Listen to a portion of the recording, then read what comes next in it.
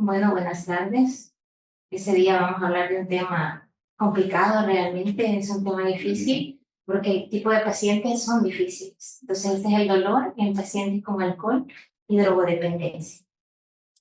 Mis objetivos de esta clase pues, van a ser conceptos básicos que tenemos que recordar, la epidemiología internacional y de nuestro país, cuáles son las causas de esos pacientes para ser adictos, la fisiología de la adicción, vamos a comentarle. Les voy a mostrar las herramientas necesarias que ustedes pueden tener para poder sacar escalas de identificación en este tipo de pacientes. Vamos a enseñarles un plan terapéutico, estrategias terapéuticas que ustedes puedan manejar y vamos a hablar de dos fármacos importantes que son los que principalmente deberíamos usar en esos pacientes, que es la metadona, que sí la tenemos actualmente en el sistema de salud, y la buprenorfina, que tristemente pues, todavía no está en el país. Entonces, con las definiciones, para recordar qué es adicción. Esto es una enfermedad primaria crónica de etiología multifactorial generada por una exposición repetida a una sustancia en la cual se pierde el control sobre su uso.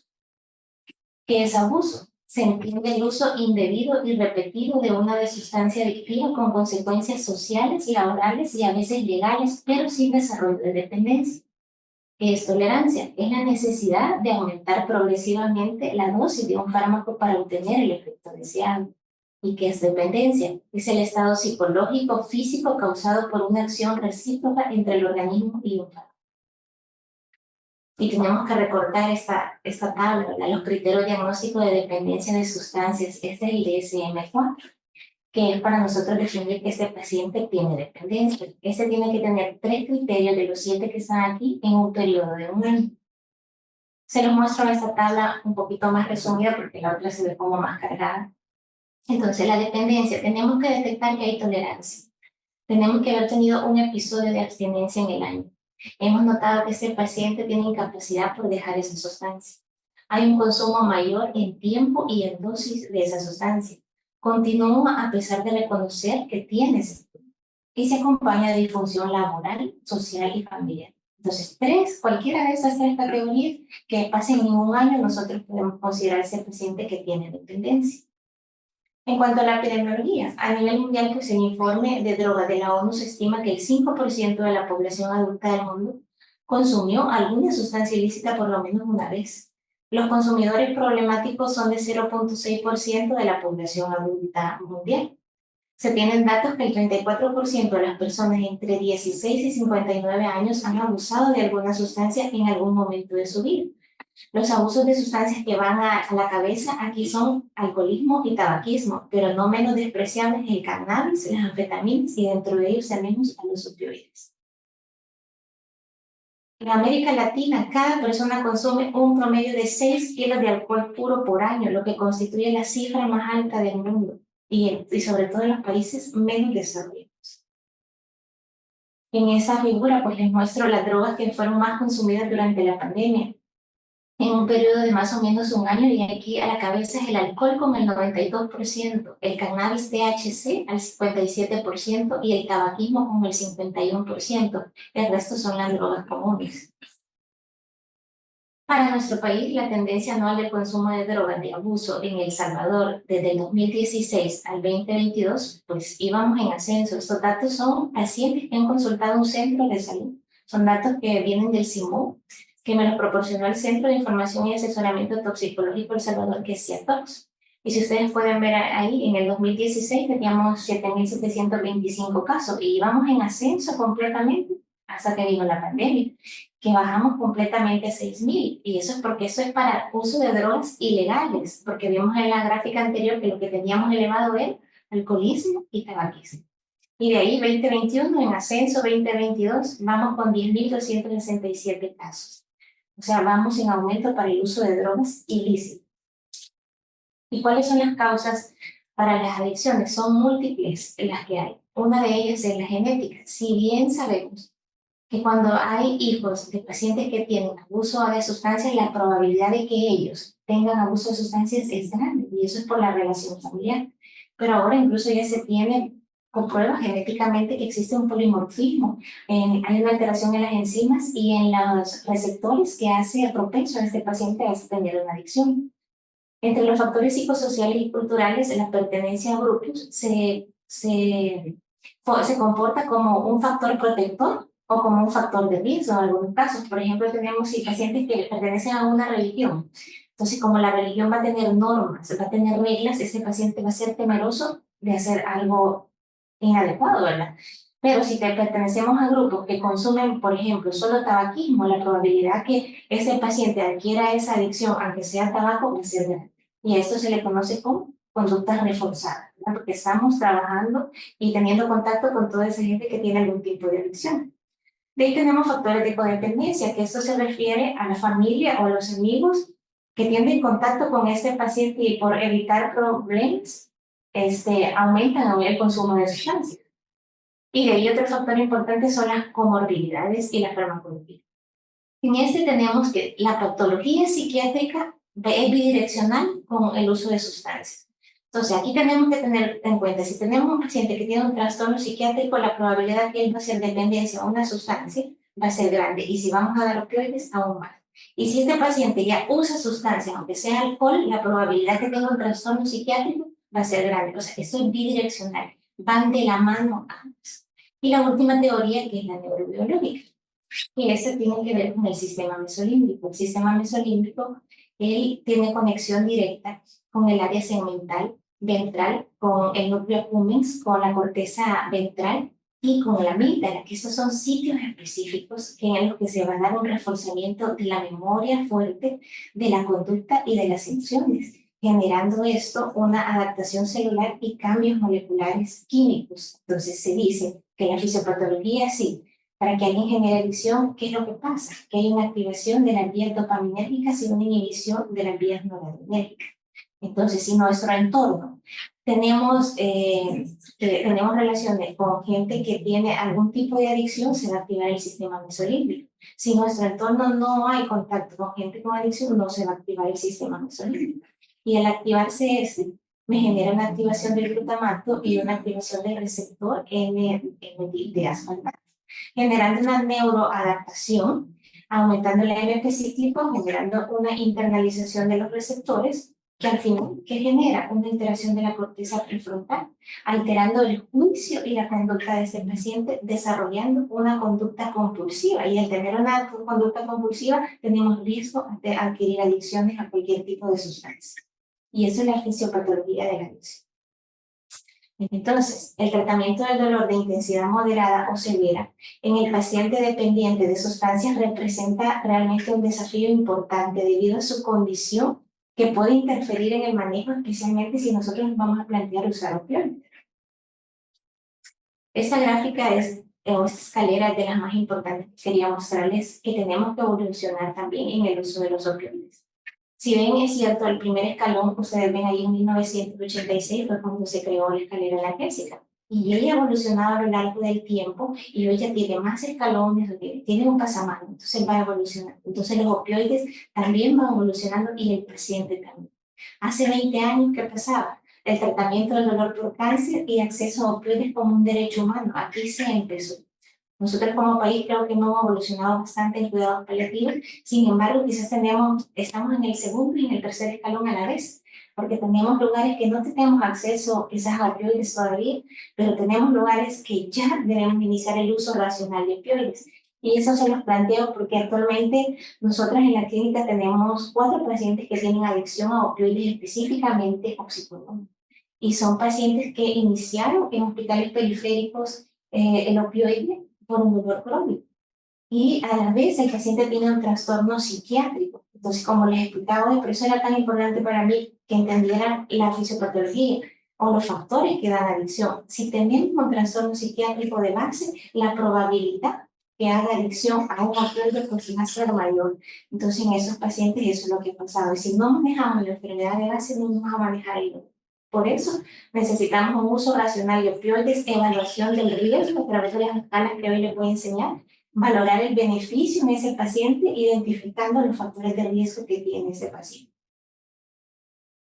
El paciente y el equipo de salud pues nos van a sufrir dudas, ¿verdad? Y miedos por el riesgo de interacción con sustancias de consumo activo, de generar recaídas de la adicción o exponer al paciente al riesgo de desarrollar una nueva dependencia. Y estas aprensiones pues, se originan principalmente por el potencial adictivo de los opioides, que esa es una realidad que es un potencial adictivo. Hace 20 años el potencial adictivo de los opioides era de 0,3%, pero actualmente, ya por los estudios, como el paciente oncológico ha evolucionado también, dura más tiempo. Quizás somos un país que todavía estamos en su desarrollo, pero detectamos tempranamente a veces los pacientes oncológicos y finalizan sus tratamientos oncológicos. Entonces, internacionalmente ha aumentado la dependencia opioide del 10 al 12%. En el desconocimiento de las condiciones seguras de su uso y en la carencia de alternativas efectivas al tratamiento del dolor. La adicción y el dolor están interrelacionados. Cada condición influye en el tratamiento de la otra. Los pacientes con adicción pues tienen consideraciones clínicas especiales y tienen un mayor riesgo de recibir un tratamiento inadecuado. ¿Cuáles son los objetivos del tratamiento del dolor para pacientes con adicción a opioides? Si bien esta tabla dice adicción a opioides, pero es lo mismo para las demás adicciones. Tenemos que prevenir la abstinencia, tenemos que tratar los síntomas, proporcionar analgesia eficaz, prevenir la recaída en la adicción, tratamiento eficaz de la adicción a los opioides con terapia de mantenimiento de opioides. Y la última es el tratamiento de trastorno psiquiátrico. No por ser la última es la menos importante, es la más importante. Porque si yo no trato el trastorno psiquiátrico de base, jamás voy a poder mejorar el dolor. Entonces es un manejo en conjunto con psiquiatría. ¿Cuáles son las herramientas que vamos a utilizar? Como la doctora se las presentaba, existen múltiples escalas que podemos utilizar. Las que nosotros utilizamos en el hospital pues, son el opio Bristol y el Cage Test, pero existe el SOA, el DILE y el SOA, pero las dos primeras son más fáciles, son más cortas y en una consulta tan llena como tenemos de clínica de dolor, pues tenemos que hacer el trabajo pues, relativamente rápido. Entonces, el opio Bristol, si ustedes la ven aquí en la tabla, consta de 5 ítems y van a clasificar al paciente en que sea sexo femenino o masculino. La primera de ellas es historia familiar de abuso de sustancias, alcohol, drogas ilegales y drogas prescritas, o sea que aquí van los opioides. Historia personal de abuso de sustancias, alcohol, drogas ilegales y drogas prescritas. La edad que sea entre 16 y 45 años. Y miren el número 4, es la historia de abuso sexual en un preadolescente. O sea, es un punto tan importante que tenemos que detectar. O sea, y es propenso a hacer adicción a cualquier sustancia. Enfermedades psicológicas, déficit de atención, trastornos obsesivos compulsivos, bipolar y esquizofrenia. Hago énfasis en las trastornos de bipolaridad y esquizofrenia. Estos pacientes tenemos que tener un cuidado estricto si vamos a iniciar opioides. Y oxicodona no es la opción en este tipo de pacientes ni en trastornos depresivos. Entonces, ustedes ven aquí, este es el puntaje y sacamos de 0 a 3 puntos un riesgo bajo. El 6% de esos pacientes va a tener una conducta aberrante. De 4 a 7 puntos es moderado. El 28% de los pacientes va a tener un riesgo aberrante. Y ya más de 8 puntos, el 91% de los pacientes pues, va a haber riesgo. Y el cache, ¿verdad? Que solo son 4 preguntas, este es más específicamente para alcoholismo. ¿Alguna vez has tenido la impresión de que debería beber menos? O lo contesta sí o no. ¿Le ha molestado alguna vez que la gente criticándolo por su forma de beber? Sí o no. ¿Se ha sentido alguna vez mal o culpable por su costumbre de beber? ¿Alguna vez lo primero que ha hecho por la mañana ha sido beber para calmar sus nervios? Y si tienen más de 2 respuestas afirmativas, ¿esto qué nos dice? Que es positivo y nos obliga a tener una actitud vigilante. Entonces, ¿por qué es una persona en situación de riesgo? Y queríamos darles también esta escala, que esta es la escala para abstinencia por opioides, que es la COMS. Esos son signos y síntomas clínicos prácticamente. Sí, esta sí es un poquito más extensa, más difícil de realizar, pero son signos clínicos que les vamos a detectar. Por ejemplo, el pulso, o el diámetro pupilar, los dolores articulares, la rinorrea hialina, tenemos aquí la angustia, la ansiedad, la irritabilidad, la piel de gallina y vamos a clasificar la ansiedad en moderada, moderada severa o, o un síndrome de abstinencia severa. Este tratamiento le vamos a dar a esos pacientes que ya tienen abstinencia independientemente que sea. Si bien en sí la abstinencia no tiene una mortalidad tan grande, altera la calidad de vida totalmente. Es autolimitada, puede ser de días a semanas, pero los síntomas psicológicos pueden durar meses. ¿Y cuáles son los pilares de tratamiento? Los agonistas alfa-2 como la clomidina, los beta-bloqueadores, atenolol, propanolol, antieméticos y antidiarreicos. ¿Y eso qué es lo que van a hacer? Solo manejar los síntomas. Porque ustedes ven, son signos y síntomas que va a presentar el paciente. Y esto es porque el sistema autonómico simpático está alterado total. Y todos esos tratamientos son temporales. Bueno, esta diapositiva pues se las presentaba y si nos hemos preguntado esto alguna vez, pero todos los opioides son iguales. No, no son iguales, incluso hay unos que tienen más mala fama que otros. Aquí me faltan dos que tienen mala fama, que es la oxicodona y el meperidine, que en otros países, nosotros en el país, el meperidine quizás sí tiene un poquito de mala fama, lo de Estados Unidos, por oxicodona, también es una principio de opioides y oxicodona, y el fentanilo, se puede ver aquí, los problemas de fentanilo farmacológico, de la novia que nosotros sabemos que es velocidad, sino que es un fentanilo alterado. Pero lo que les quiero mostrar, que si bien es cierto, hay unos que tienen más mala fama, y no es mala fama, sino que es debido a sus agonistas, a sus receptores que tienen. Y como yo les explicaba, genéticamente hay una alteración por enzimas y por receptores que nos hace propenso a tener adicción a cualquiera de todos esos opioides que usted. ¿Y qué vamos a hacer con ese paciente que tiene adicción a opioides? Rotación de opioides. ¿Por qué? Porque existe una tolerancia cruzada incompleta. ¿Y cómo lo vamos a hacer? Usar la mitad o un tercio de la dosis equipotente. ¿Vale? ¿Cuáles son los tres escenarios que nosotros vamos a manejar en este tipo de pacientes, independientemente de cuál sea la adicción? Tres dolores son los que vamos a manejar: el agudo, el crónico y el final de vida. El dolor agudo. Siempre que sea posible, se debe utilizar opciones de tratamiento para aliviar el dolor sin opioides, para proporcionar un alivio eficaz al dolor. Sin embargo, cuando no vamos a lograr esto, entonces se justifica el uso de opioides.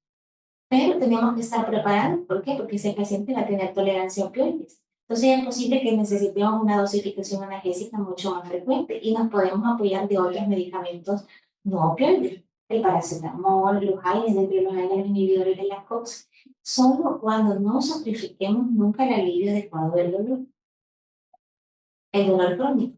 El dolor crónico, el objetivo del tratamiento del dolor crónico en pacientes adictos es el mismo en que las personas sin trastornos adictivos, que va a ser maximizar el nivel de funcionalidad del paciente y al mismo tiempo proporcionar el alivio del dolor. Siempre va a ser nuestra meta.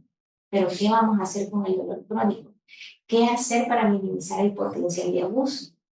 Primero, un médico proporcione todas las recetas de analgésico. Yo sé que es difícil, pero debería haber solo un médico encargado, ¿verdad? No estar quizás cambiando de médicos en UDSP. Yo sé que les gusta el doctor William, pero tendríamos que tener un médico de base, ¿verdad? Porque si no llega otro y le cambia la dosis o cambia el opioide. Eso es súper importante. Vamos a tratar de suspender el medicamento para el dolor para evaluar qué síndrome de dolor es el que tiene y el nivel de funcionalidad que tiene ese paciente. Reducir el uso de opioides a la dosis mínima. Si vamos a empezar opioides, ¿por qué vamos a iniciar dosis máximas? Tenemos que utilizar las dosis mínimas analgésicas para aliviar ese dolor. Utilizar opciones de manejo de no psicotrópicos, o lo que sea posible. Y estar consciente, ¿verdad?, que debe ser necesaria en dosis mayores para mantener un alivio eficaz del dolor o el nivel de función debido al desarrollo de tolerancia al fármaco, pero siempre presente que puede ser que sea tolerancia al fármaco o que haya progresión de la misma enfermedad que ya tiene el paciente. Y como siempre, es el último, pero tiene que ser el primero, el manejo en conjunto con psiquiatría. Tenemos que tener claro, si yo no manejo la esquizofrenia y no manejo el trastorno psiquiátrico de base, jamás vamos a poder manejar ese. Y el último escenario, el final de vida. El final de vida, los pacientes que se encuentran al final de su vida necesitan recibir un tratamiento agresivo del dolor independientemente de los antecedentes de adicción. Eso está más que claro, ¿verdad? Aquí no vamos a estar pendientes a qué adicción tenía este tipo de paciente. Bueno, ¿y cuál es el manejo de este tipo de pacientes? Los pilares reales son la psicoterapia y la comunicación. Si ustedes ven las dos figuras arriba, eso es como lo primero que vamos a hacer y está comprobado científicamente que disminuye la adicción. Sin embargo, la FDA ha aprobado tres medicamentos, que es la metadona, la buprenorfina y la naltrexona, porque ambos aumentan la adherencia a los medicamentos, disminuye el craving, que es ese deseo insaciable del consumo de la sustancia, disminuye el consumo ilícito, y ese tipo de pacientes se manejan farmacológicamente, no solo con psicoterapia, y lo vemos en este estudio, en que si no le damos fármacos, hay mayor tasa de mortalidad. Ahí lo pueden ver que es un RR de 2.5, o sea, se duplica, con un índice de confianza bastante estrecho, que es del 95%. Entonces vamos a hablar un poquito de la metadona. Es un agonista completo, ¿verdad? Su rango terapéutico es estrecho, de alta variabilidad. Su presentación comercial en tabletas, solución oral e inyectable, pero en mi país solo tenemos tabletas de 10 miligramos. Y una de las razones importantes por qué vamos a usar metadona en ese tipo de pacientes por su vida media. Porque es de 130 horas, es súper largo. Tiene un volumen de distribución de 1 a 8 litros. Entonces se distribuye por todo el cuerpo, es una sustancia de depósito, no se va liberando así de manera rápida, sino que lento. Y eso es lo que me protege al paciente de generar adicciones. Y la literatura, el efecto fisiopatológico por el efecto alfa-adrenérgico y que es antagonista de la L-metil-D-asparto. Su metabolismo es hepático y como todo buen agonista también, obviamente va a tener constipación, estreñimiento y es importante. Tenemos que tomar un electrocardiograma cuando vamos a iniciar metadona porque prolonga el gluten. Se acompaña de hipoglicemia o de hipotensión en algunos pacientes. Y la buprenorfina. Es un agonista parcial, su margen de seguridad es mayor. Sus presentaciones en tableta, solución inyectable, en parche, en dispositivo de implante. Tristemente, pues en el país no tenemos todavía ese opioide, que es el indicado en el dolor crónico. Su vida media de 40 minutos, su metabolismo hepático, su expresión renal y biliar, y tiene menos riesgo de toxicidad. Consideraciones sobre la selección de opioides. Las diferencias específicas que tiene cada persona en el receptor en vivo o en otros subtipos de receptores puede influir en la respuesta terapéutica y en el sistema de recompensa de un paciente a un determinado opioide. La meperidina y el propoxipeno son reconocidos como malas opciones para la población en general. Mucho menos los vamos a utilizar en los pacientes que hay riesgo de adicción. Los agentes mixtos agonistas antagonistas como la pentazocina, la nalbuphina, el butorfanol tampoco lo vamos a usar. ¿Por qué? Porque son agonistas y antagonistas. Se van a ir a poner al receptor mío. Entonces, ¿qué vamos a hacer? Revertir la analgesia y ¿qué vamos a precipitar con síndrome de abstinencia? Entonces, esos medicamentos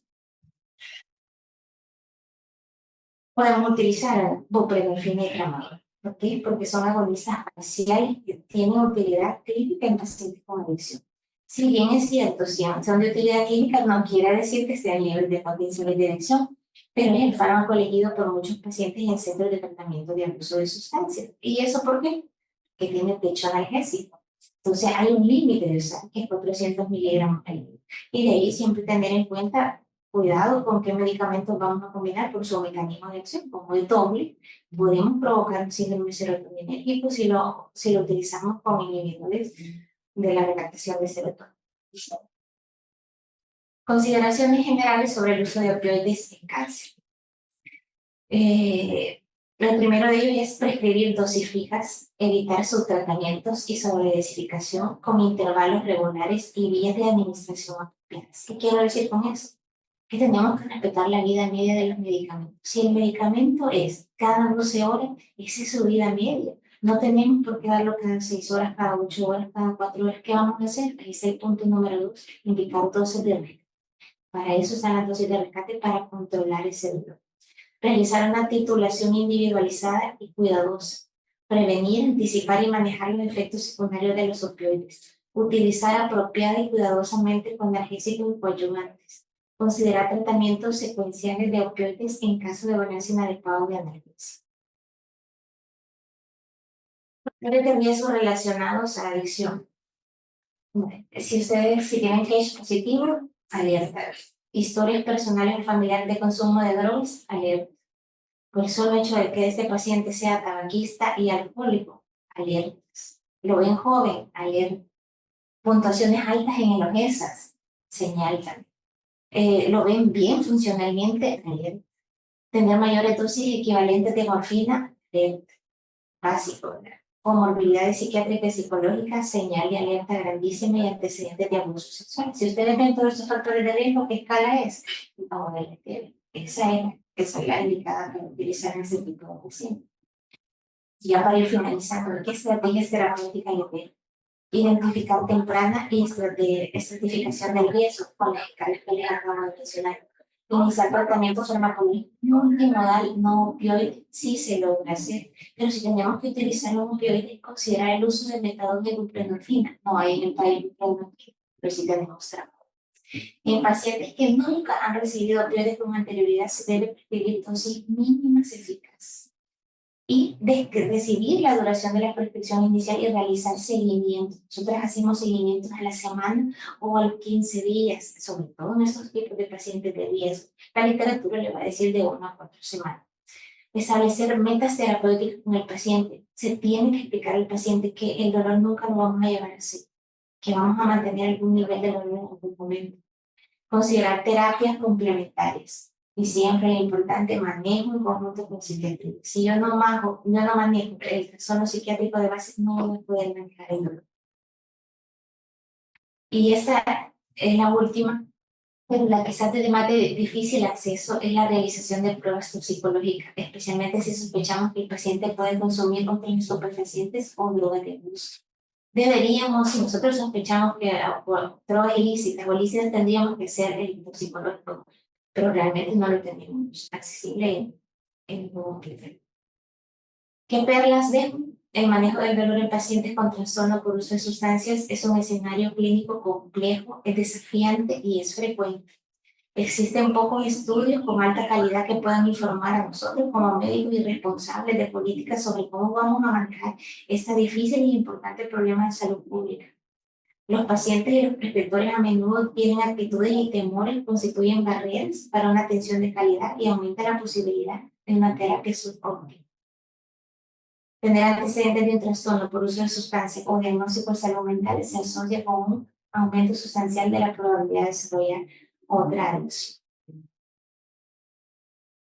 Esa es la bibliografía, son los artículos casi. Y vamos a retomar el caso. Bueno, retomando el caso, habíamos concluido que el paciente tenía un diagnóstico por una neuralgia herpética pues, en el ojo derecho y el tipo de dolor que es importante a la hora de iniciar un tratamiento, estar seguros, tener una idea de qué tipo de dolor es el que tiene el paciente.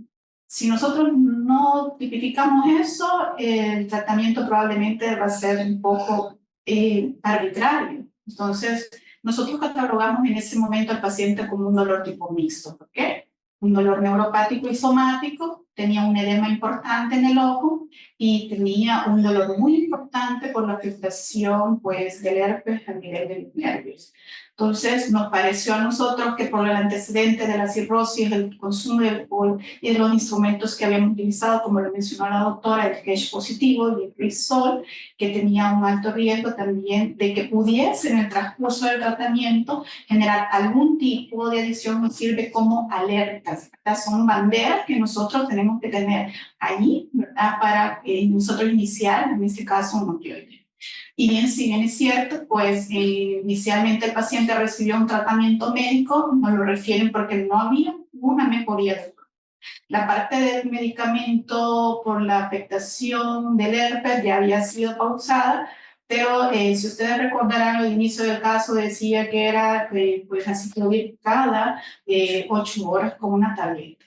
El paciente había comprendido mal la medicación y eso es importante como médico, que si bien es cierto, ya lo vio una especialidad, nosotros también como médicos integrales tenemos que ver si el paciente se está tomando el resto de medicamentos. No solo vamos a decir, el opioide para manejo del dolor, es integral el abordaje.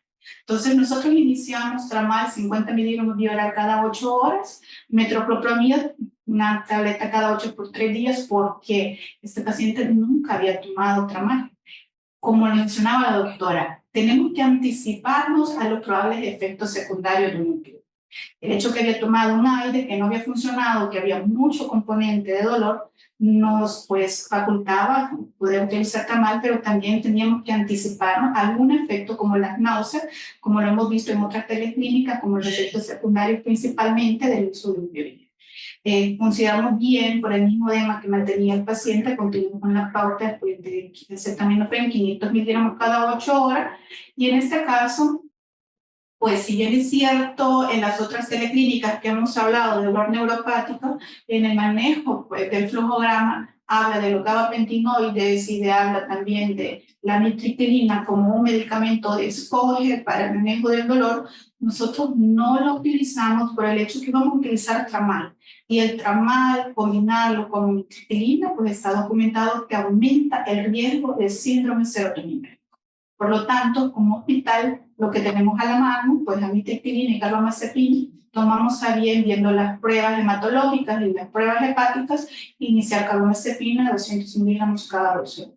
Y bueno, a hacer el reajuste como competía, pues para el manejo de herpes, en este caso ocular, con aciclovir 2 tabletas cada 5 horas por 7 días, que incluso puede prolongarse por 10 días. Y bueno, continuar la pauta que había indicado el oftalmólogo, que en este caso eran las lágrimas artificiales, 2 gotas cada 8 horas, y pues como lo mencionó la colega, pues nosotros lo hacemos el control o a la semana o a las 3 semanas. En este caso, por el antecedente de la cirrosis, por el antecedente que nos haría que es positivo, consideramos oportuno hacer el control a la semana. Y dejamos contacto telefónico para darle seguimiento al paciente, ¿verdad? Por alguna duda que tuviera, dado que ya había habido una prescripción inapropiada de él, de la ciclovir, habiéndolo prescrito correctamente el colega oftalmólogo. Entonces nosotros lo vimos del 9 de enero a la siguiente semana, el 16 de enero lo dejamos en control subsecuente, el paciente refería que había mejoría del dolor, pero persistía obviamente, todavía estamos en una fase aguda, ¿verdad? Un eritema importante en el ojo, pero que realiza una apertura ocular que ya es más fácil, ¿verdad? Donde el edema del ojo ha disminuido y refiere que en esos 7 días él había tenido la necesidad de ingerir cerveza, pero que no lo había hecho. Lo citamos entre comillas, ¿verdad? Porque es lo que el paciente nos dice, tenemos que darle un voto de confianza por ello. Pero se siente con un ánimo deprimido porque no ha podido trabajar, el sol le molesta y recordamos que la ocupación del paciente es ser albañil. Iniciamos el tratamiento de tramal, si recordamos, ¿verdad? Con un EVA, el examen físico de 7 de 10, con un insomnio de 5 de 10. El insomnio va muy de mano cuando el paciente tiene un dolor que no está controlado. Y en esta consulta pues, podemos ver que en el puntaje del dolor puntaba 3, el insomnio también disminuyó, por lo tanto el paciente ya había podido dormir más y el dolor estaba más controlado. Dado que como lo hemos hablado, platicado en diferentes teleclínicas, el uso racional de opioides, de verdad, con dosis bajas, debe de ser independientemente de los comórbidos que el paciente tenga. Y más si el paciente tiene otros comórbidos, como en este caso una cirrosis. Entonces, vimos que la pauta del medicamento que habíamos iniciado en tramal cada 8 horas y con una mejoría muy importante del dolor, aunque es una escala pues, un poco análoga, pues nos permite también a nosotros como médicos sustentar en el expediente clínico poder bajar la dosis. Por lo tanto, bajamos la dosis de tramal una cada 12 horas. Junto con el acetaminofén, en este caso como un coadyuvante también cada 12 horas, manteniendo la dosis de carbamazepina en 200 miligramos cada 12 horas. Y bueno, que había tenido la necesidad de ingerir cervezas, pues reforzar siempre, ¿verdad? En esas pláticas, no solamente la prescripción de los opioides, sino que el no consumir el alcohol. Pero también detectamos que en su examen físico, lo que él nos decía, más que todo con su gesticulación, que había un poco de ánimo deprimido, pues. Entonces consideramos oportuno darle la referencia al psiquiatra pues, de nuestro hospital y pues reforzar también su seguimiento con al final, pues en la intervención con el psiquiatra no inició tratamiento farmacológico, no que fue terapia conductual de charla, ¿verdad? Y pues le reforzamos también al psiquiatra, pues que el paciente estaba con tramal y si había necesidad de prescribir un medicamento con las características depresivas después de la terapia conductual, que tomar en cuenta que si todavía estaba con ese opioide podía haber un síndrome serotoninérgico, por lo tanto sí valdría la pena también nosotros como médicos buscando ese abordaje multidisciplinario, hacer esos reforzamientos con los colegas para que el paciente no tenga otras complicaciones con los mismos medicamentos. Y bueno, pues el caso termina hasta ahí y un paciente ha estado bastante bien controlado el dolor y lo dejamos en un control subsecuente a los 3 meses.